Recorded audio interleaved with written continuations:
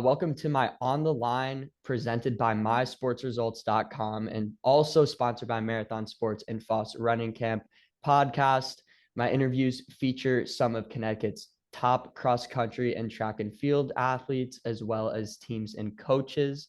And in this episode, I want to welcome the Lyme-Old Lyme High School's head coach, Jan Merrill, as well as standout junior long distance runner, Chase Gilbert, who was the 2024 cross country class S state champion for the third time in a row. But yeah, as you guys can see, they're on camera. And yeah, I'm just going to get right into it. We have a lot to get into in this episode. So let's just jump right in. So I'm going to start with you, Chase. I got to say, you recently put in a very impressive performance at the New England Championship at Wickham Park, finishing second with a blistering time of 17:53. That placed you as one of the top 5 all-time on the course. So I'm just wondering, how has your approach to racing, Wickham specifically, developed over the course of this season, as well as your high school career in general? I definitely think with the experience of going like from Class S to New England's has definitely helped with kind of becoming more familiar with the course and then just knowing how to run certain parts of it. Thank you also. But yeah, so I think each of the different races kind of had different I definitely went into each race with a different mindset. Not too different, but it was definitely like the class meet was kind of familiarize myself with the course, get in a good effort before opens. There was a very short time period in between opens and the class meet. And then at opens, it was a pretty hot day, but it was a pretty tactical race. So we were going pretty steady the first two, and then the last mile was just give it all you have. And then going to New England's, I think I went into it with like just put it all out there mentality, like let's just go from the start. And I think going in with like that in my head, I think that just really helped. It was a really nice day. The weather was ideal. I think I made some good decisions before the race too. That kind of helps with my performance, and I was very happy with that race. And I wasn't really expecting to run that time, but and I was so happy I did. So yeah. Oh yeah, again, great performances and huge congratulations for a lot of the accomplishments that you've had this season. And I also do I want to go to Coach Merrill on this one. First off, welcome to the show, Coach Merrill. But in regard to Chase, what impressed you concerning her ability, especially because she wasn't a runner in middle school due to her soccer and lacrosse commitments? And do you also see any parallels between her and Liz Mueller, a top end athlete in the early 90s who you coached during your time at Waterford High School? Okay, thanks, Grant. Yeah, that's a good loaded question. So let's go back to the part you said she played lacrosse. I didn't know she played soccer too, but actually that's a good feed to being a runner. And I noticed right away with Chase. I mean, I was at Old Saybrook at the time. I didn't come over to Old Lyme till last spring. That she was very aerobically gifted, and boy, could she go places. And just thankful that I was given this opportunity to work with her so far. And as far as 1991, I had Liz Mueller and Chase, and yeah, I would say there's like 3 things they have in common, and then there's some things that are a little different. Um, I would say first of all, they both have this great ability to focus positively at the right time, Hmm. whether it be preparing for a race, be it preparing for practice time. Both have a sense of humor, which, I totally enjoy all the time, having a few laughs before practice or even breaking it up a little bit before a meet. Um, Composure, how you keep yourself organized and get ready for races, composure before training. That's the same. And the biggest thing they both have is intrinsic motivation. Um, and I can't teach that. That comes from within them. And that's one of the greatest things anyone can have as far as competing and running. Couldn't agree more. Thank you for your words on that. Really appreciate that. And I do want to keep this with you, Coach Merrill, as well. You were obviously a great athlete in your heyday of the early 70s, and you set American records across all distances. So I want to shout you out for that. how has your experiences as an elite athlete influenced your coaching? And what are some unique perspectives that you bring to the table as a coach? And how have you seen or how have you used these perspectives to develop Chase as an athlete? Okay, another nice question. First of all, my experience of, competing back in the 1970s and 80s, that was a while ago. But I think the idea about running is universal. I mean, it's all the same stuff. And I think I have a wealth of experience and passion to share with Chase about all that, number one. Um, can you follow up? What was the other question? Yeah, so it was like I said, the your athletic prowess in the early 70s, and I was Right. just So I was yeah. traveling all over the world. I was on like 6 world cross country teams consecutive years. So I gained a lot of experience and knowledge about tactics and anything that's involved with running. I have that to share. One of the big things I learned by competing and doing all that was the idea that winning isn't always just winning a race, and uh, sharing that with Chase and other people that you can make a lot of gains in a race and not win the race. Um, what was the other thing? Yes, I Yeah, would like to. Yeah, no, I mean just the like right. like I said, So everyone thinks winning is everything. Winning is really important, but it's all the process goals and all the little works and the little parts that go into getting to that point. One of the things that I kind of share with Chase that I did in my own career was I was very meticulous about how we did my procedures and all that leading into training or leading to racing. I mean, I have shared stuff like that with Chase, but to begin with, she was already meticulous. So when I yeah. got to O-Lyme last spring, it was like, oh, she already knows a lot of that stuff. So there are a few things we kind of evened out for each of us so Mhm. that we both kind of got our angles in on it, but that's been a very productive part of what's been going on. Another thing I did in my career, or my coach had me do, was we worked a lot on developing speed. And Mm. not, I don't mean speed in the matter of like, oh, I'm going to be a sprinter, but speed development to help with, all the racing in general. In other words, speed development over a long period of time. And last spring we started with Chase in maybe running some open 400s, running some 4x4s, running 800s, focusing more on over and under per event, which now I think is more the 1600, with a few 3200s mixed in. But looking at that long-term picture down the road for her, her goal, she's told me her goal, Chase's goal is to go D1 in college. And what I want to do, coaching her here, is give her that opportunity by making sure we do the right things and not too much. So when she gets to college, the college coach can move her ahead in maybe the longer distances, which I think is where she's going to go. But right now, that speed part is a big part of the high school running. Yeah, no, for sure. Couldn't agree more. Again, just in terms of how important speed is with regard to distance running, is as ironic that may sound, but I do actually want to return to Chase on this one. So, Chase, how do you think Coach Merrill has helped push you to the next level in your career?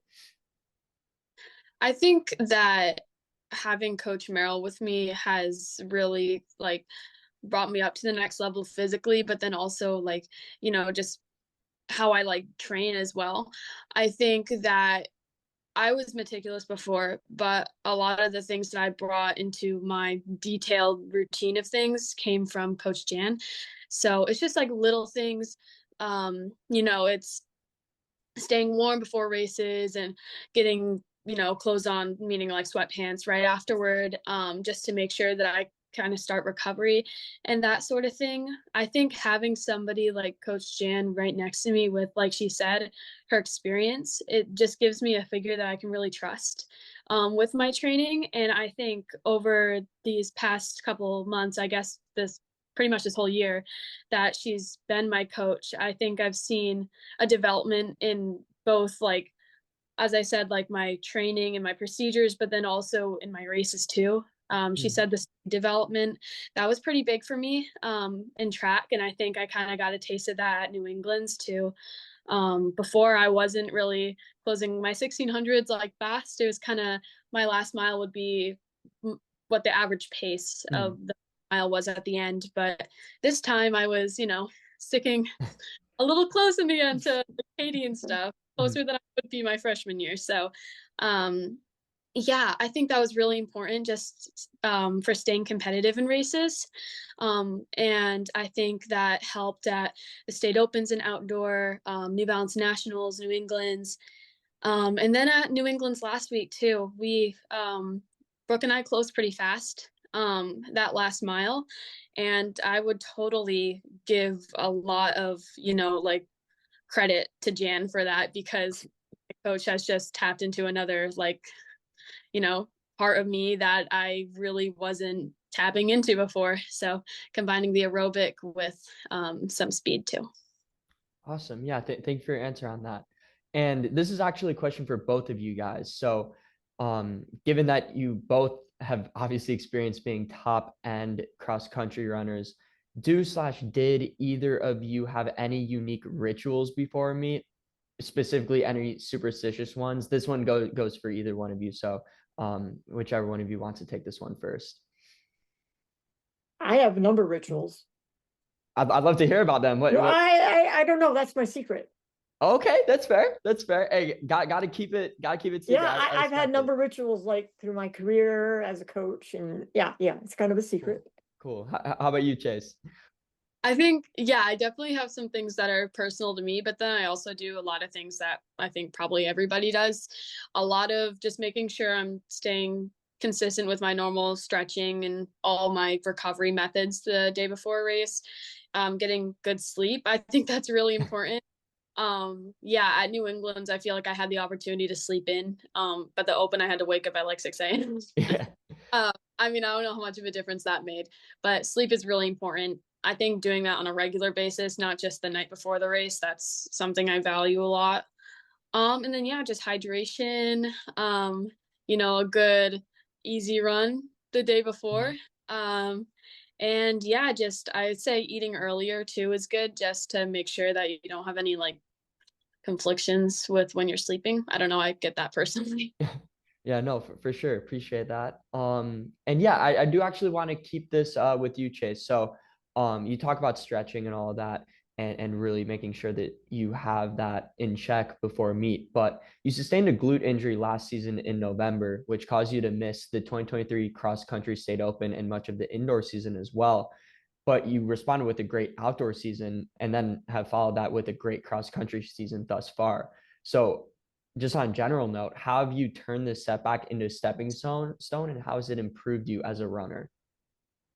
I think it was a really good learning opportunity. I think it taught me a lot of things that I can do to prevent future injuries, but then it also made me realize like how amazing running is and how like grateful I am to be able to be out there every day. So yeah, I did have a glute injury, and it took me out for almost 2 months. And I think it taught me ways to really prevent that. So meaning like series of exercises that I do every day, what I need to do in the weight room, and what I need to do and not do when I'm out there physically running. So maybe like what Jan said, not doing too much right now. I think, yeah, and also it really like reminding me how great it is to be out there. I think when I go out running now, and not to say I didn't have this mentality when I was before I got injured last fall, but like it's just, oh my gosh, like for example, like the foliage is so pretty right now and like wow, it's just so nice out, and I love just being out here and just being in the running motion and being able to be with my teammates and all of that. So yeah, I think it taught me good prevention strategies for injuries. I think it's a very good learning opportunity. And then it also just reminded me how great running is. Nice. Yeah, no, I love that. I love that. And I also do want to go beyond even running, and I want to give this question to Coach Merrill. So just to extend upon this, what are some of Chase's characteristics outside of running that led you to select her as a team captain? This one's for you, Coach Merrill. Well, I would say first and foremost, Chase is a total student of the sport, which it means she is all in and she knows a lot. She has, like she was just telling you all about her exercises and activation drills and all that kind of, and she's really good with sharing and teaching the younger athletes on the team. And I didn't really select her as captain. We go through a application process with our athletic director, but I suggested to Chase that she really should apply to be captain as a junior because she would do a great job, and she certainly has. Again, really, really, it's excellent. We have kids doing things that were not happening before. So Nice. No, I love that as well. And I do want to return to Chase on this one. How have you approached this captain role, and what insights have you gained from this added sense of leadership? I was so excited to become a captain, even though I'm only a junior. But last year we just didn't have the numbers to score, and I was like, okay, like the team is really important. And I knew we had a lot of freshmen coming up, and I was like, I want to create a culture where everybody's having a great time every day. We work through the hard days and we support each other doing those things, and we improve throughout the season, and we keep having the drive to like want to keep improving. So when they first came, I introduced myself pretty immediately in the locker room. And I think we had a workout on the first day of school. And I think kind of just establishing the tone, like of cheering each other on, like even if it's like obnoxious, I mean, not obnoxious because positivity can't have too much of that, but cheering and clapping and, like go whoever who is going by, like running by at that moment. And I think that kind of picked up pretty fast and everybody started doing it. So I think that just made us a lot closer. And also with my experiences of being, 1 to 2 years older, there was another junior on the team. Sharing my experiences and like with our warm-up drills, I'm like, okay, let's try to be quick off the ground, like high knees and like that sort of thing. And then just being a figure that they can look up to too, to maybe inspire them to be like, a better athlete one day. And I think that our girls improved so much throughout the season. And it's just really cool to see that. And I think they have so much potential.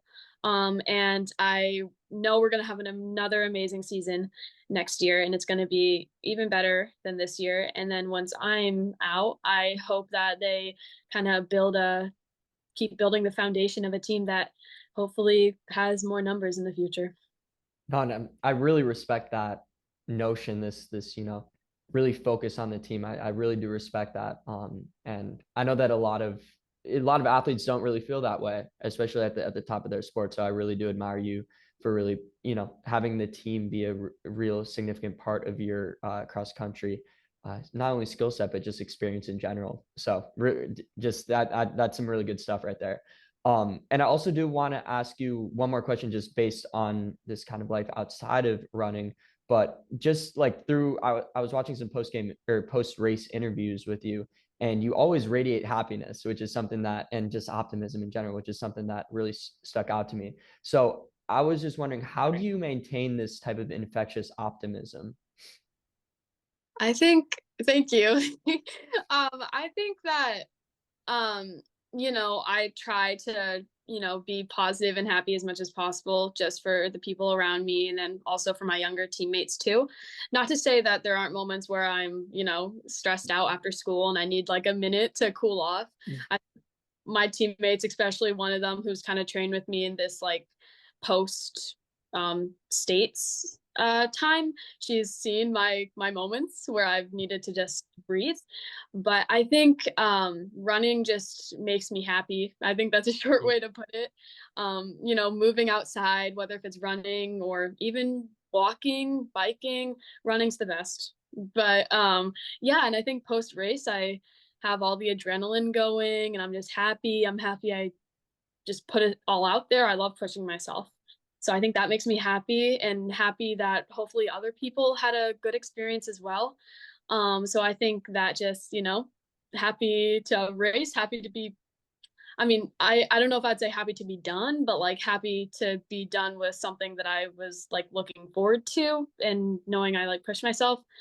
Um, And yeah, I think it just makes me happy. I just love the sport so much. Yeah. No, that's great. Hey, nothing better than running, right? I mean, it's truly, truly a special sport. But anyways, that's been the first half of this interview. We'll be right back with Coach Merrill and Chase after we take a quick break for this message from our sponsor, the Foss Running Camp. On the Line with Grant Walters is sponsored by Foss Running Camp, an overnight cross-country camp for middle and high school athletes of all abilities, located in nearby Torrington, Connecticut, August 14th through 19th. Go to fossrunningcamp.com for more information.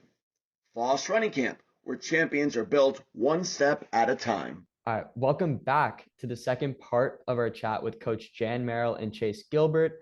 And I actually do want to get more into both of your lives beyond running, but I want to first ask a question to Coach Merrill. So during your time as an athlete, you were widely regarded for your humility and shying away from the spotlight despite your spotlight-worthy accomplishments. So I was just wondering, how have you transformed into a leader given your desire to be left out of the spotlight? I think that, thank you for that question, Grant. I think that I was very humble, but at the time when I was starting to run very well, I was a little guarded, and I didn't want to give away too much to my opponents. I was it was a time when, we didn't have all the Instagram and all that kind of stuff. And when you were interviewed like for a newspaper or whatever, for females, it was like it was new. It was a new thing for athletes, females to be interviewed. And I wasn't so sure how that was going to come off. But as my career went on, I did give a lot of interviews. I had a Sports Illustrated article. Yeah, Boston Globe, New York Times, you name it, I did it. But I think at first in my career, I was just being a little guarded, and that was my way. And now as a coach, I'm still guarded. I'm still kind of guarded, and I don't like to give away everything. But I love the sport, and I think it's helped open me up a little bit more, if I could say it that way. Awesome. And Chase is my spokesperson. Yeah. We're a duo. She's great. Yeah, no, that I really do appreciate that answer. I thought that was a great answer. But I do also want to go back to Chase for this next question. So you have mentioned in past interviews that you love to draw. How did you discover this passion, and how has it impacted your life?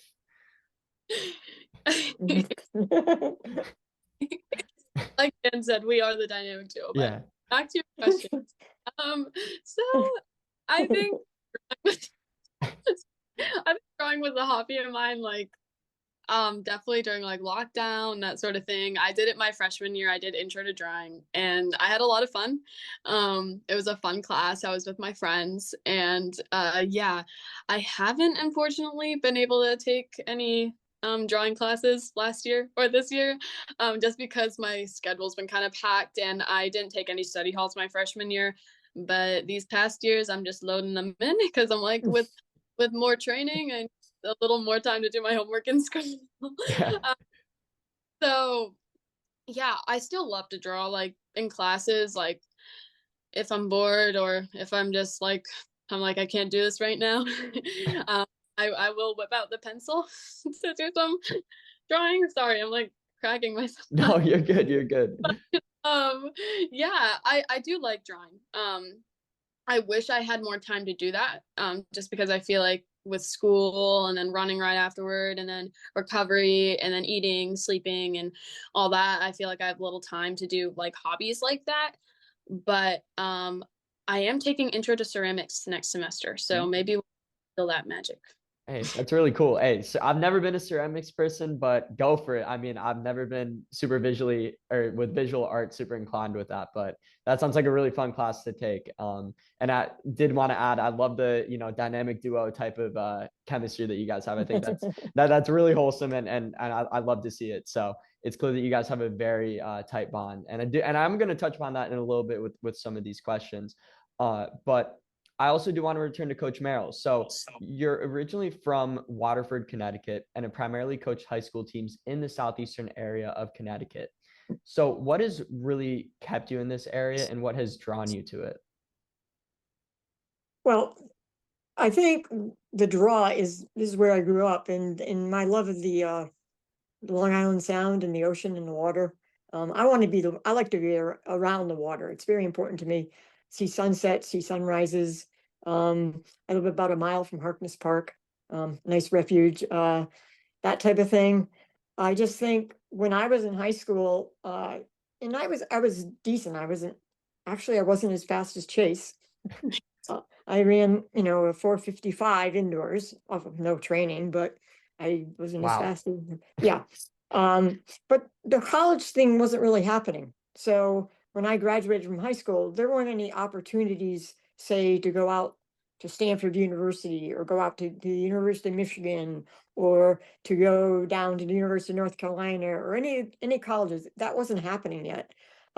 So I kind of stayed back, and I had my personal coach, Norm Higgins, and I just trained with him, and I went to Connecticut College. So that opportunity to really move my sights somewhere else in life. Sometimes when you go to college, you end up, networking and being in that area after you graduate. Like I think you're at UCLA, is that Yeah, right? yeah, Yeah. yeah. I actually trained a lot out there. Beautiful place to train. Beautiful Great place, weather. San Vicente Boulevard. I ran Yep, there. Yep. yep. Yep. And Yep. running in Bel Air too. So Oh, I a lot love of it. fun. I know it all. Yeah. Yeah. Yeah. It was they had used to hold all the national AAU meets out there at Oh, UCLA wow. in Cool. 78, 79, 76, 77, and 78. Yeah. Yeah. But I never, so my only time being away from home was all the teams, the international teams I was on. I traveled all over the world. That type of thing. That was like my college experience, just being all over the world, competing, 6 national world cross countries, that type of thing. But I always liked it when I came back home. And it was where I was grounded. My brother and older sister live right down the street from me still. So it's where I want to be. Absolutely, absolutely. I mean, you have to love Connecticut. There's something special There's about it. something special about it. It's Something like a special niche. about it. There's something Exactly. special. Yeah. Exactly. Sometimes will just be like in my dorm, just thinking about Connecticut and just like, oh man, I'm missing the foliage right now or something along those Right. The lines. change of So seasons, it's so Um, beautiful, so beautiful. So definitely missing out on that. But another question that I actually have for you, Chase, is that you're the class president at Lyme-Old Lyme High School. So what has led you to pursue such a position? And also, I want to add on to this, you're clearly very academically driven. So how do you manage to balance academic excellence and athletic excellence? I know that's kind of a twofer type of question, but I just want to hear your take on that. Yeah, so starting off with my position as president of my class, I think in middle school we did the elections for high school positions, and I kind of like taking leadership roles. I share a very equal position with 5 other officers. And I think we all probably had the drive to, want to benefit our class. We do a lot of fundraisers.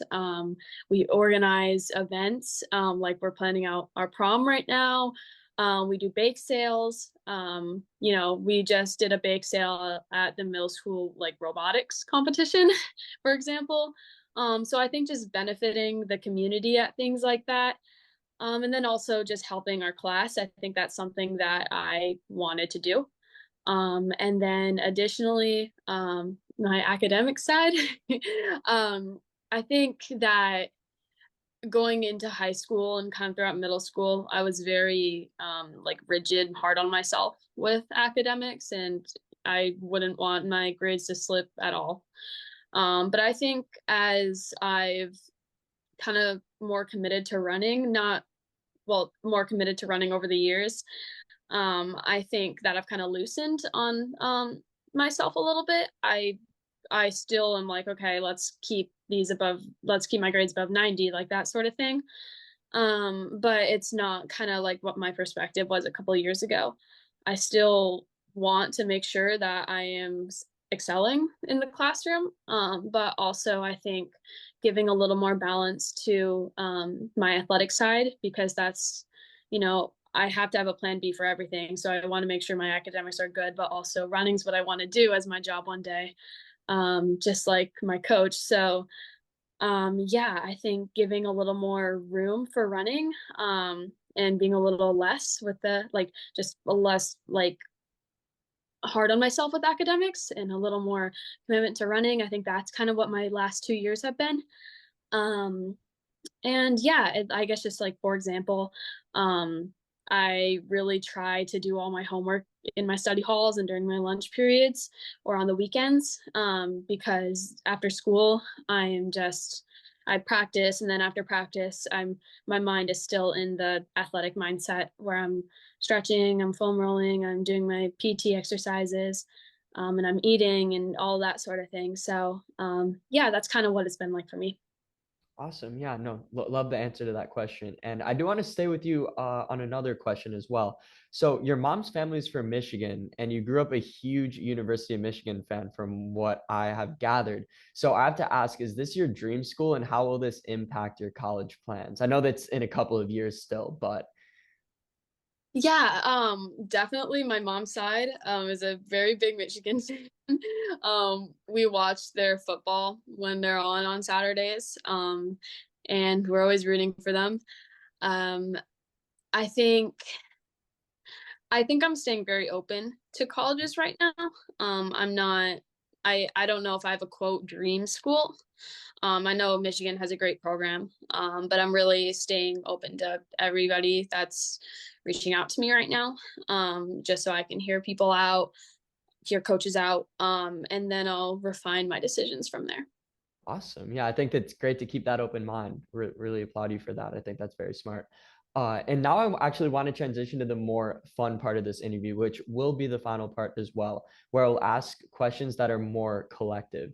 So, in terms of this, how did you both foster such a strong bond, specifically off the track, and how has this grown over time? It's kind of getting into that more dynamic duo type of aspect. So, I'll let either of you take this first. I can start. Yes, you start. Yeah, so Coach Jan has just been this supportive figure from the start. She's taken control of my training, and I've trusted her. I've really trusted her pretty early from the start, but the trust has just increased. Just seeing how, I'm benefiting from different training, and I'm faster than I was.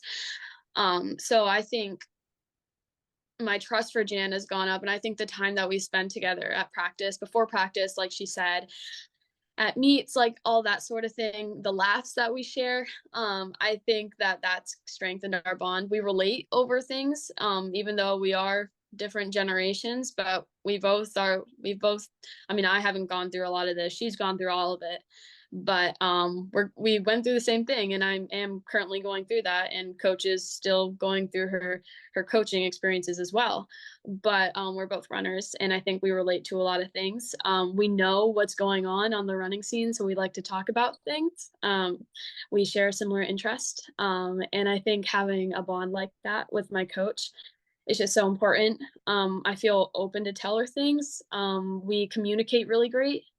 And I think that's just made this experience so awesome this past year. Nice. How about you, Coach Merrill? Well, I think she just about said everything. Once again, she's my spokesperson. Yeah.